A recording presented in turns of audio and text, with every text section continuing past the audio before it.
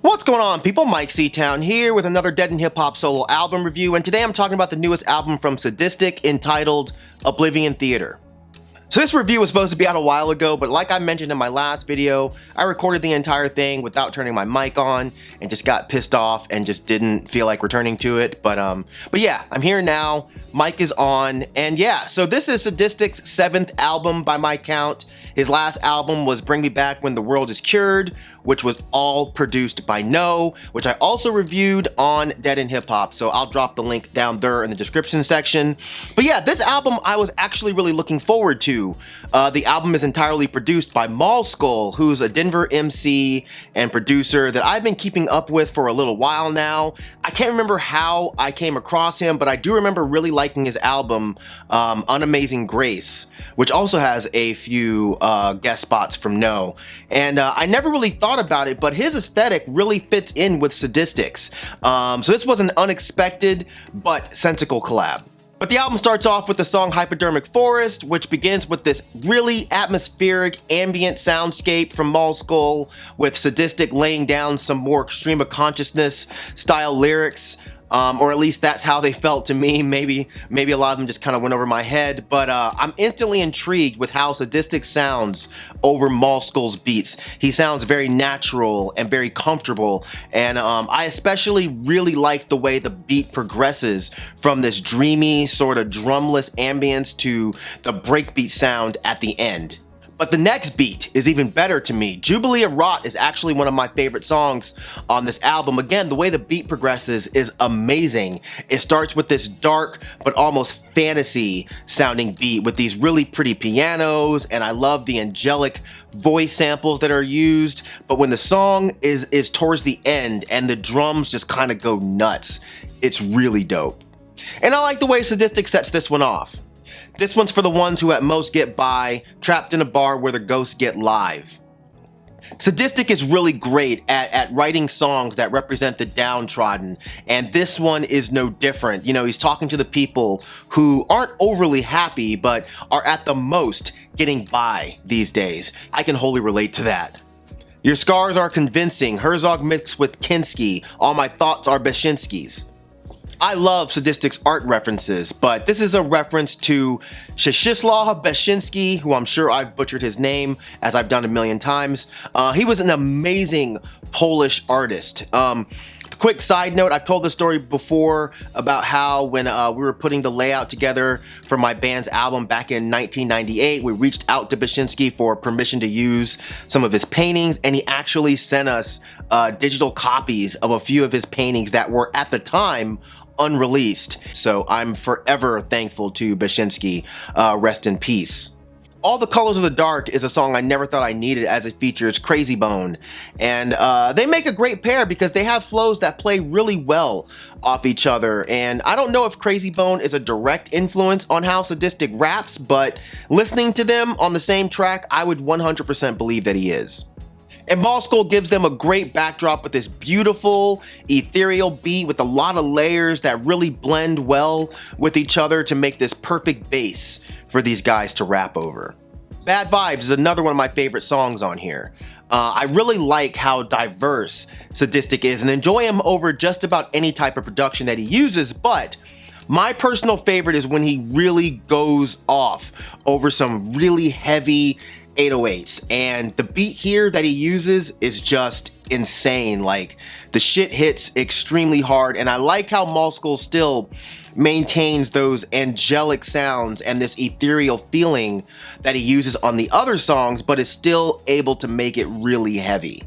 And this has some of those crazy flows that I love from Sadistik. When he really gets in his bag as far as showing that he's a rapper's rapper, that's what I really enjoy. Interesting thing about this song is it features Maulskull rapping on it, and I really liked his verse. You know, a lot of times when the producer jumps on a track to do a verse, it's not the best.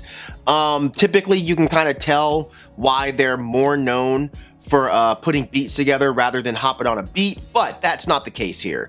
Maulskull really gets busy because he's actually a rapper first, I believe. Identify my own life like comatose my brainstem. I memorize my own white lies over bones I break with. And I don't know who came up with the hook, but it's super catchy and it easily gets stuck in my head. You know, I got bad vibes. If I were you, I'd probably hate me too. And no way I could talk about this album without talking about the next song, which is Pig's Blood.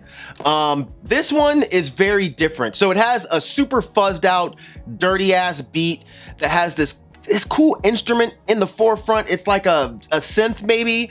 I can't place my finger on exactly what it is, but it's almost like something that would come from a really twisted video game soundtrack. And you know, kicking it off with a woo reference was nice, as Sadistik starts the verse off with an homage to Old Dirty Bastard's Shimmy Shimmy Ya. But these lines are great. Say my name on wax if you want to face God. Don't make me turn your lawn into a graveyard. Icy cold veins make the high note cyclone. Brain made a zygote, mind go bang bang. Crazy. And I love how he ends the verse with, when did you become unaccomplished? Open carry towards a cop. Pig's blood on your prom dress. Open carry towards a cop. Open carry, gun. Pig's blood on your prom dress, pig being cop, but also it's a reference to Carrie, the movie. Pig's blood dumped on her prom dress. Open carry, Carrie the movie. I love this type of shit. This song actually features Atlanta's own Father. This was a very unexpected collab, but I think it worked pretty well. Father approaches the verse with an almost 21 Savage kind of vibe, but a bit more laid back. And it's a nice compliment to Sadistik in the opposite way of Crazy Bones' feature, because with this one, Father has such a different style from Sadistik that it's kind of cool, you know? Of course, his music isn't really all the way my thing. I'm a bit too old and lame for his music, but I just found it really intriguing that they linked up. And I like the fact that Father has a song called Tax the Church. With the end is nigh, I'm getting another dose of the Sadistik that I was mentioning earlier. The get hype kind of beat with the hard 808s that let him really go off. And yes, this shit is so good. The beat is really dark with this horror movie vibe to it that brings that element into the music without making it hokey, which is very hard to do. And I love what Sadistik does over it. Brain still full of the manic axioms. Bones still break from the lack of calcium. Search through dirt for some ataraxia. My atoms acting up, sad and panic struck. Hand our xanthiums. This is some great wordplay going on right now. Going from manic axioms to searching for ataraxia in dirt. And ataraxia isn't a super common word, so if you don't know what it is, ataraxia is this sort of state of calmness or peace. And him looking for that in dirt is a really interesting visual. Xanthiums are plants that you've definitely seen. Their little things get stuck on your pants when you walk by them. But yeah, they're actually toxic, which a lot of people don't know. So yeah, I love that he pulls these kind of obscure references like this. Alaskan Snow to me is a beautiful song. It's one of the more emotional songs on the album, as Sadistik is giving us a glimpse into his family life and maybe the relationship between his actual mom and dad. And this is something that I can definitely relate to as he talks about what it's like being a kid, you know, and having a first row seat to watching your parents' relationship completely fall apart. Standing by while the roses wilt, not my choice, how I'm supposed to feel. I got voids only prose can fill. It's interesting, you know, the dissolving of my parents' relationship and the confusion that it caused was one of the primary reasons I started to read more and get into poetry more and actually start to write.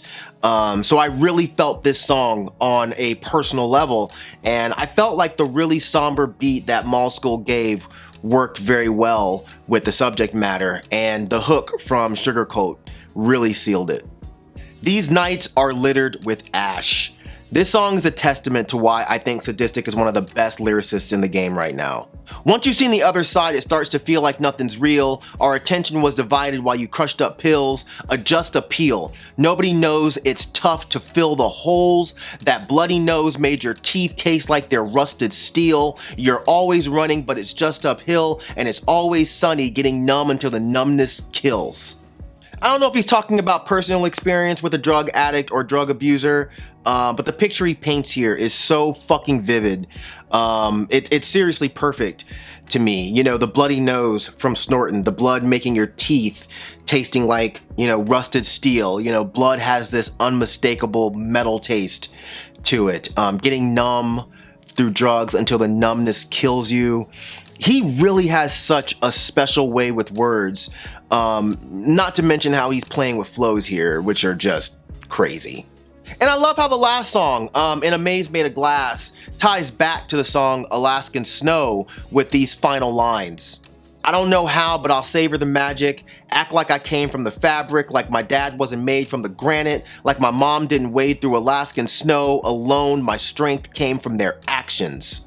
Regardless of how rough your childhood might have been, or how unconventional, or whatever you want to call it, it's a blessing when you can find strength from that failure, if you want to call it that, you know. But yeah, Sadistik has a way of ending his albums with really poignant lines, and he definitely wraps up this incredible album beautifully with these bars. So overall, I really enjoyed this album, man. I think the production he was given fit really well with his aesthetic, and I think the rapping, as always, is top notch. And as I said before, I love most of the styles that Sadistik keeps in his arsenal, but I get really excited when he's given these more bombastic beats that just lets him wild out. Now, one negative that I feel like I can understand here is, you know, I've settled in with Sadistik's lyricism being a bit too abstract to always be able to pull a theme from, and this might bother some folks. You know, he has songs where it's easier to determine the subject matter that you can chew on, but I think he approaches a lot of his songs from a more abstract art kind of way, where the interpretation is really up to the consumer.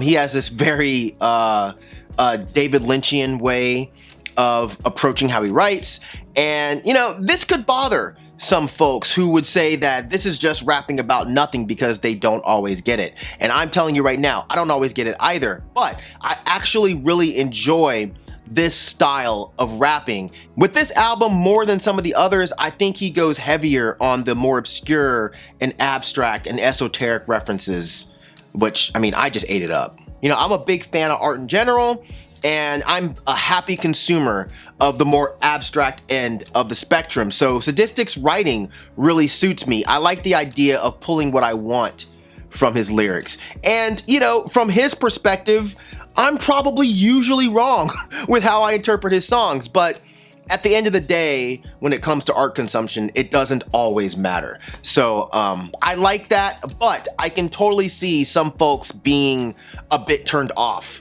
by this. But if you like your production dark and heavy, and you like your lyricism heavy and dense, then I think that this album is where it's at, man. Sadistik continues to be one of my absolute favorite working rappers right now, and Maulskull was a welcome addition to his catalog. So yeah, we're only in March, but this is one of my favorite rap albums I've heard so far.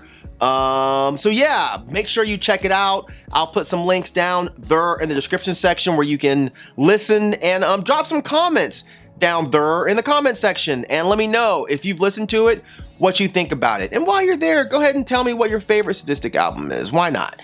But yeah, that's gonna do it for this video. Hopefully you guys enjoyed it. As usual, thank you for living, thank you for loving, thank you for being you, and I'll see you guys next time.